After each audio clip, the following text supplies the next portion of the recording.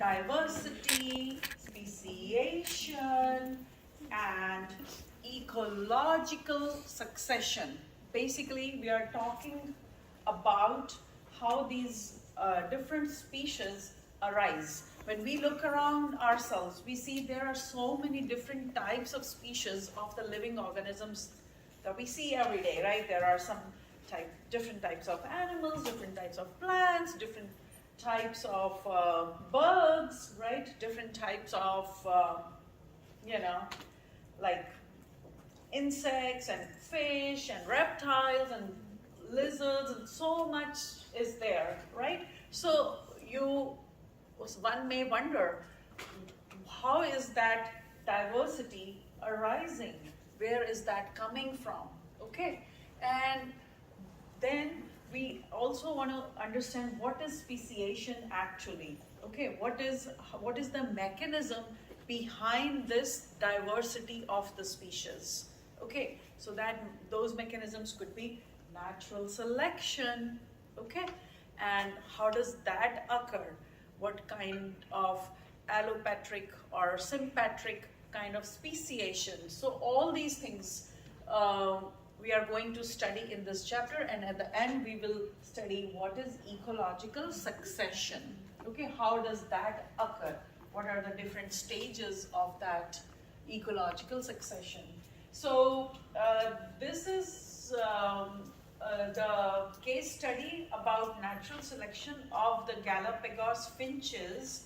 So back in very, very long ago, it was Columbus who had reached to this island called Galapagos, which is somewhere in the Central American region, somewhere over there, right?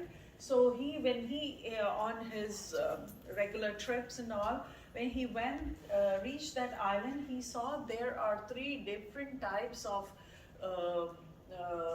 beaks in the finches.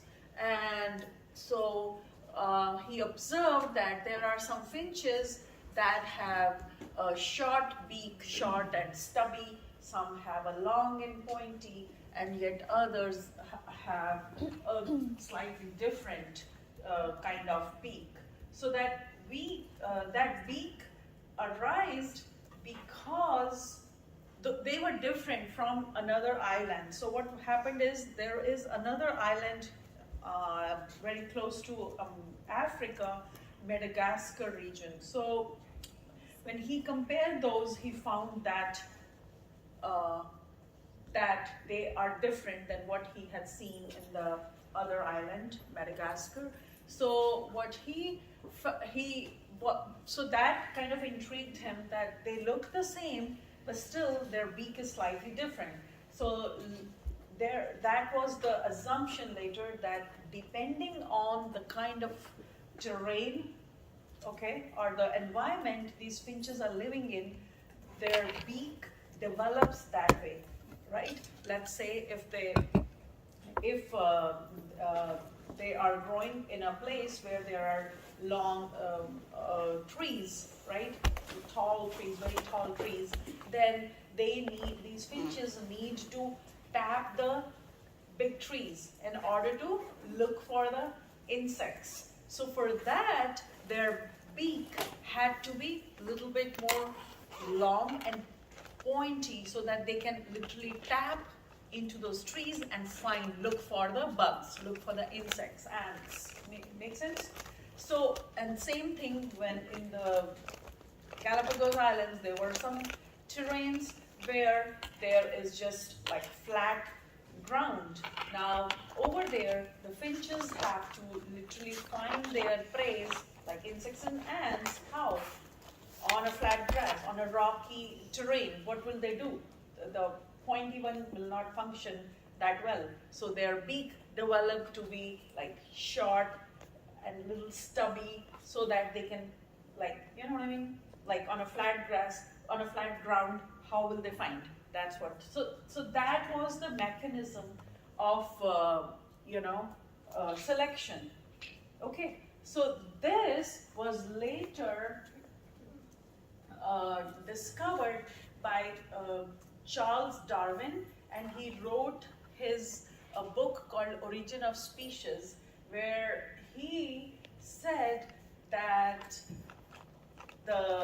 he also observed that the giraffes, okay, those giraffes that have longer necks, okay, they survived more compared to the ones that have shorter necks, okay. And what could be the reason? Do you guys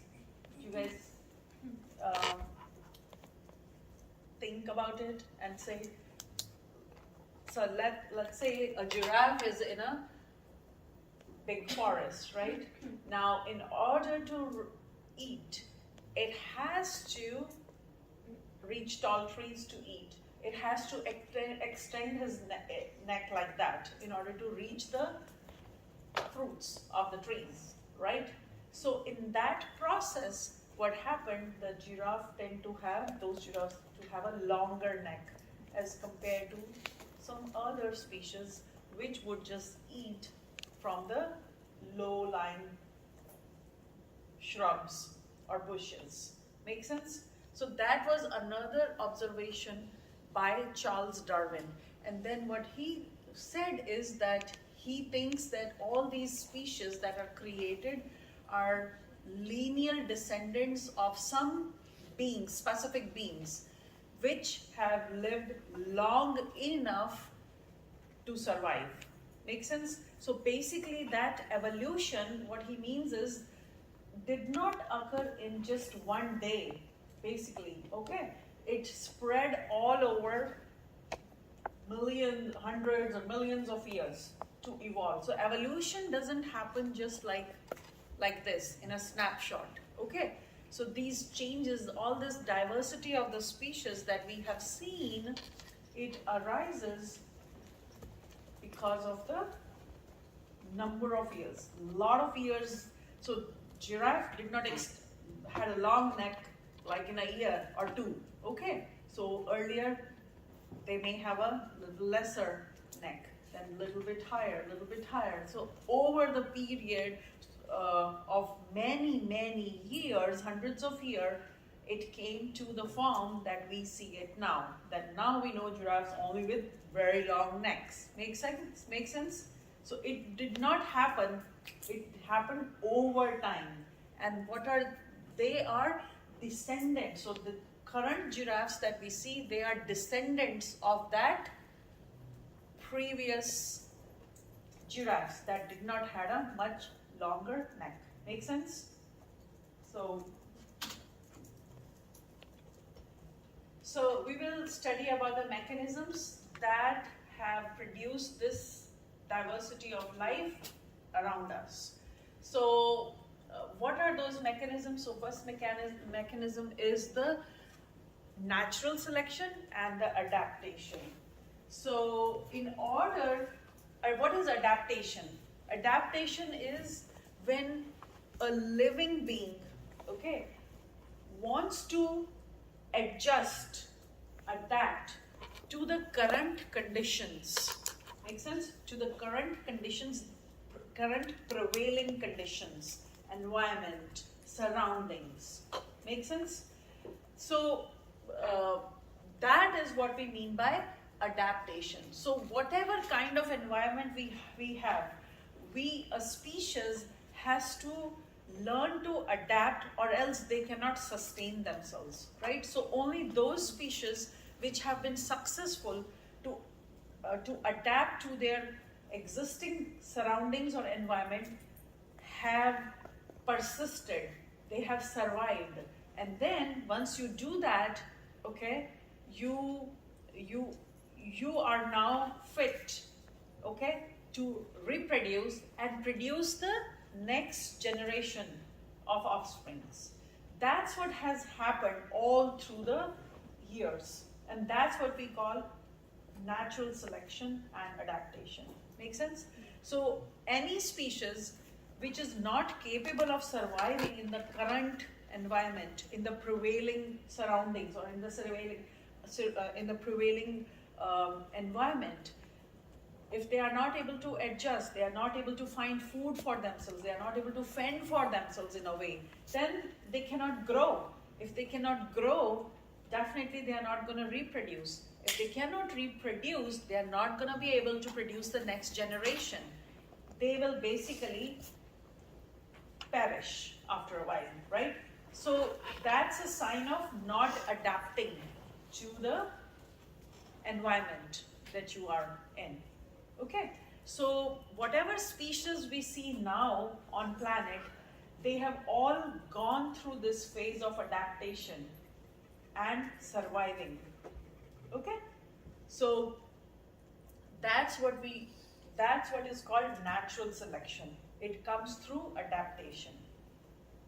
Clear? So the process of fittest individual passing their traits to the next generation is natural selection.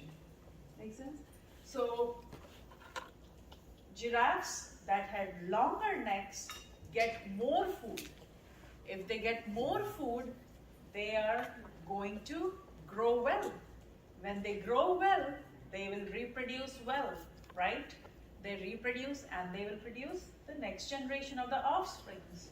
So that's why in the current situation, we know giraffes having longer necks because they are the ones that were able to adapt to those conditions long time back, where they had only long trees growing and not short trees growing.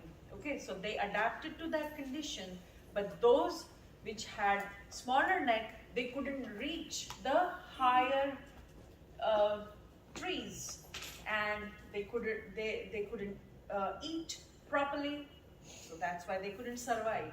Make sense?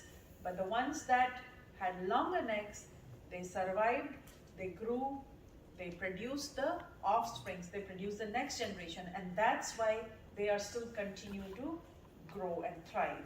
Make sense? So natural selection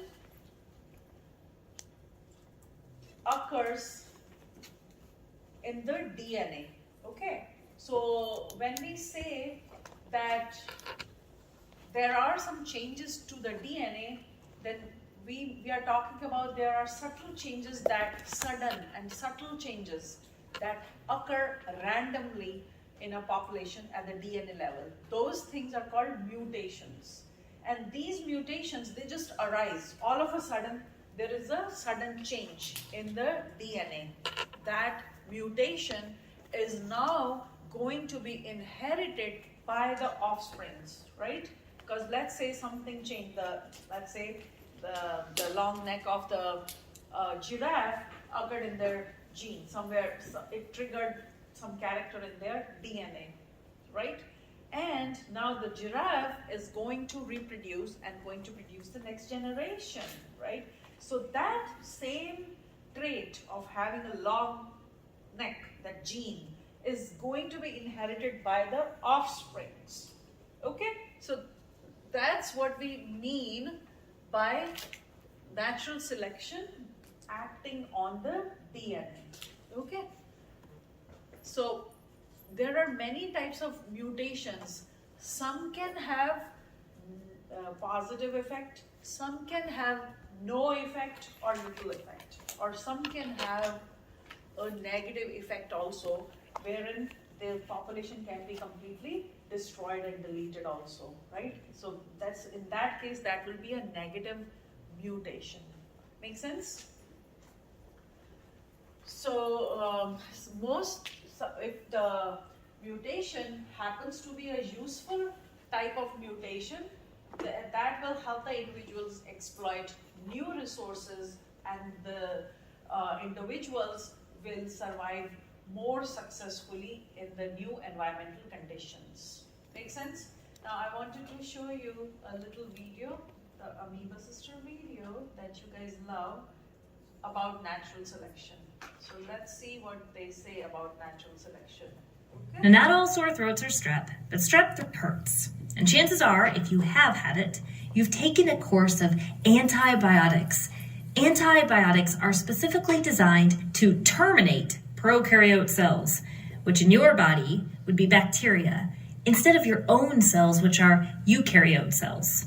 We have another video all about bacteria and antibiotics, but this video is going to mention a concern we all have right now about antibiotic resistance that can happen in bacteria.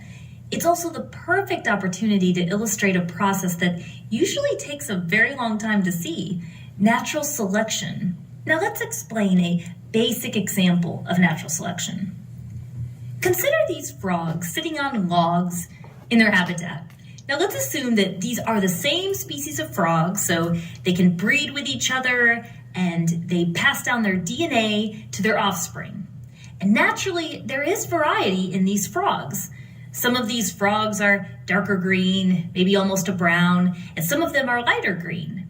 There is a variety of traits even in the same species, just like in people. So back to the log. You know what else is in this habitat? Predators. And the predators are finding here that the lighter frogs are much easier to see in this habitat than the darker frogs. So in this particular environment, the darker frogs are having an easier time surviving and potentially more fitness if they can breed. Fitness in the biological sense is determined by not how long they live, but by how many offspring they have. These darker frogs pass down their DNA to their offspring so that the new baby frogs will have the DNA from their parents. And the lighter frogs are being selected against since they're easier to see in this habitat. Now, over a long period of time, you could expect to see a higher frequency of darker frogs. If it continues for a very long time, it could even result in all the frogs in this area being darker. Evolution, which is change over time, could take place because natural selection has occurred. Natural selection is a mechanism of evolution. And one thing to point out, it doesn't necessarily mean that the allele for lighter color is gone completely. The allele could be recessive and carried within the population. And because of processes like crossing over and mutations, there are opportunities for variety. But if this habitat and predators do not certain limits, okay? So when that means that there is a specific temperature, there is a specific type of moisture level or the nutrient supply. All these things affect the tolerance limits, okay? So environmental factors, they have both maximum as well as minimum levels where a species can survive. And that is what is called the tolerance limit. Beyond this tolerance limit, okay, like this is the maximum, this is the maximum, this is the minimum. Within this limit, the species can survive. Make sense? Let's say for us, we can handle, when we are talking about temperature, right? Human beings will survive in a temperature at the most like 110 degrees Fahrenheit, right? At the most, I'm saying, although that's very miserable for us, but we are still able to survive. It's not like, right? But then, same thing, we cannot survive continuously if the temperature is, 0 degrees Celsius, right? So there is a minimum range, right? And there is a maximum range. I'm just kind of stretching it a little bit, right? We cannot survive in 0 degree. We cannot survive in 110 degrees Fahrenheit, right? Right? Every day, if we have such a minimal limit and such a higher limit, definitely we cannot, right? That's what we mean. So our tolerance limit is roughly that, okay, right? That's what we mean by this is where we can survive, we can grow, we can be fit, and we can reproduce so that our species survives. Okay, so it just depends. Like polar bear can survive. I'm just saying polar bear can survive in ice, but the grizzly bear or the other bear, it doesn't like that environment. If you put the grizzly bear in the polar bear habitat, what will happen? It's going to die, right? It cannot reproduce, and definitely the the population of the grizzly bear in the polar is going to get affected. It cannot live, and pretty soon it will get extinct. Make sense? That's what we mean by the tolerance limit. So for every species there is a maximum and there is a minimum level of these different environmental factors, whether it is temperature, whether it is moisture, certain kind of moisture, or some nutrient supply that they like. Okay? So the example here is given of this cactus, Sagurao cactus, which lives in the desert of the southern Arizona, and it can tolerate extreme dry and drought kind of like atmosphere, right? So intense sunlight, and if the soil doesn't have to be very fertile, it is capable of surviving in those extreme conditions, extremely dry and high temperature conditions. But now, if during winters, if the temperature drops to freezing cold, then obviously it cannot handle, because it likes to grow in these dry and very high temperature limits, right? So a single winter night where temperature can be below freezing for 12 hours is going to kill the branches, the growing tips of the branches, and it's definitely going to not do good in that kind of an environment. Okay? So now, what is an ecological niche? Okay. So ecological niche is where the species in a biological community lives in a certain set environmental conditions. Let's say for this giant panda, okay, it likes to grow in a place where you have a lot of bamboo trees. So it is going to survive only in that niche. Niche means a very, very specialized area or a special area. It just, because the environmental conditions over there are more favorable for it to survive.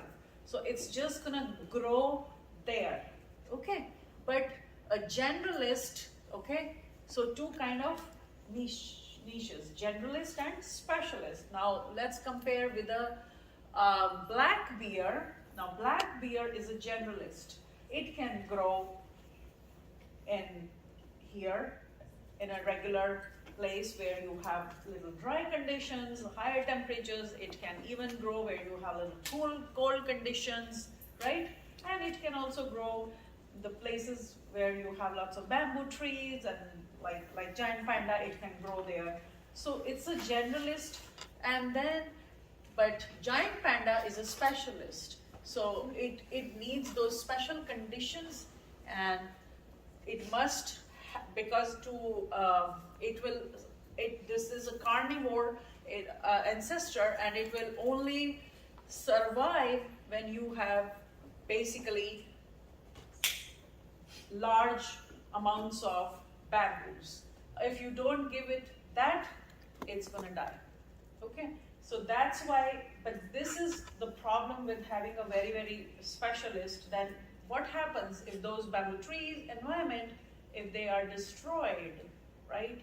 Then definitely we know if that niche is destroyed, these giant pandas are not going to be able to survive for long there, right? Because it's going to, you are destroying their niche. They are not going to be able to grow. They are not going to be able to feed themselves, and they are not able to grow, and they will grow extinct or grow endangered. Okay? And that's why giant panda is an endangered species, because the destruction of these bamboo trees or forests has reduced their population. Now, what is the competition exclusion principle? This means that no two species can occupy the same niche. Make sense? Now, the general bear, okay, cannot occupy the same niche as the giant panda. Giant panda is the only herbivorous one that will feed on the bamboo trees. Okay, so that's why if if the general panda, it has to be able to grow in different places. That's why it's a general one, right? So the one that is, even if they two try to survive in the same niche, let's say the other one also comes and in the bamboo forest and wants to compete with the giant panda, okay, it, it may not be able to, because the giant panda species is more efficient in using those resources found in the bamboo forest as compared to the generalist panda. Make sense? So the other species will slowly and gradually will disappear, or it will develop a new niche for itself, okay, where it gets less supply of the bamboo trees, or where it can survive with little less of the bamboo trees, forest. Makes sense? So that's what this part, when this happens, this is called resource partitioning. Okay, resource partitioning can allow several species to utilize different parts of the same resources.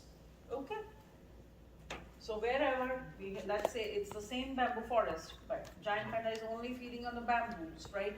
But let's say the other panda comes in there and finds a place where there is a little bit less bamboo trees, but there are some more other kind of trees. It will start utilizing that. It's a generalist, so it will still be able to handle that environment. Make sense?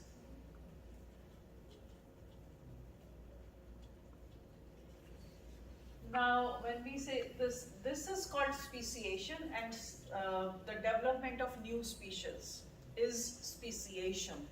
And that's how these species usually end up developing, right? Because of that partitioning that I said, right? So in that partitioning, the other panda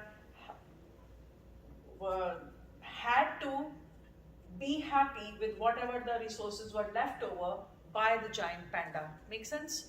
So what happened is it developed into a different species. Now when it grows there, right, where it has less bamboo trees available, and it's because it's trying to adapt to whatever else is available in that environment, right? Let's say we have some apple trees there. I'm just saying that, and it starts eating that, so now when it reproduces and it's going to produce the offsprings, those offspring are going to be of slightly different species, and that is what is called speciation. That's how we end up producing new species. Make sense? So there are two types of speciations. One is called allopatric speciation and other is called sympatric. Okay, so there are more than two ways that speciation can occur. When allopatric speciation occurs, when two types of populations are separated by a geographical isolation. Make sense? Let's say there is pandas are growing here, and there is a mountain or there is a valley that appears. Okay, so now it could be a river, it could be anything. Any geographical isolation means it can be anything. If a mountain is there, so the species, that particular species of that panda is going to behave differently on one side of the mountain, and the other will be a different kind of, because of the resources that are available to them, because those resources are going to be different. So that kind of speciation is called allopatric speciation. Okay, because of the geographical location, they got separated. Okay? Then in one similar geographical area also, there can be different type of species occurring.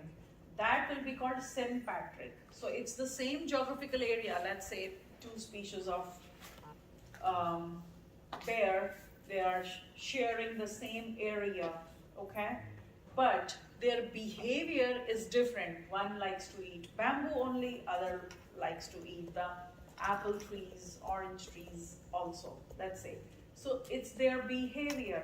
There are two different species still. One is giant panda, one is the regular general panda. But their behaviors are different despite of living in the same geographical area. Make sense? It's just because they're. So this geographical isolation, as you can see, there is a mountain, there is a valley. So one that lives in a mountain has slightly different behavior because of the natural resources that are available to them will not be similar to what is available on the grassland here. Okay, so that's what that allopatric speciation is.